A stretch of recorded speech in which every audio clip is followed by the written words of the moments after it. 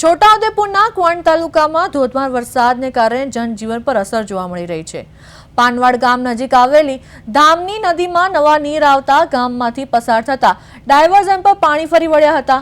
પરિણામે પ્રથમ જ વરસાદમાં આ માર્ગ વાહન વ્યવહાર માટે બંધ થઈ ગયો છે। પાનવાડ ગામના મુખ્ય માર્ગ પર આવેલો જૂનો બ્રિજ જર્જરિત બનતા અગાઉથી ડાયવર્ઝન બનાવવામાં આવ્યું હતું, પરંતુ વરસાદી પાણી ફરી વળતા હવે વાહન ચાલકોને ભારે હાલાકીનો સામનો કરવો પડી રહ્યો છે। સ્થાનિકોએ તાત્કાલિક સુરક્ષિત અને કાયમી વિકલ્પ ઉપલબ્ધ કરાવતા તેમજ નવા બ્રિજનું કામ ઝડપથી પૂર્ણ કરવાની માંગ કરી છે। છોટાઉદેપુર જિલ્લામાં વહેલી સવારથી જ વરસાદી માહોલ જામ્યો છે। જ્યાં જુઓ ત્યાં વરસાદ વરસી રહ્યો છે। જે કવાંટ તાલુકાની વાત કરવામાં આવે તો કવાંટ તાલુકામાં પણ સવારથી ધોધમાર વરસાદ વરસી રહ્યો છે।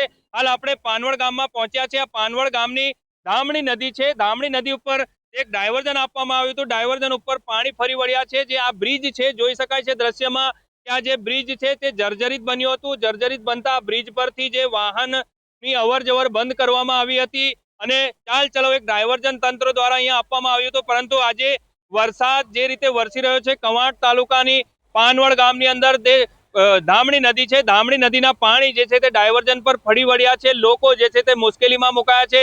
વાહન ચાલકોને ફરી ફરવાનો વારો આવ્યો છે। વાહન ચાલકો હાલ મુશ્કેલીમાં મુકાયા છે। રફીક મકરાણી, પ્રદેશ 24 ગુજરાતી, છોટાઉદેપુર।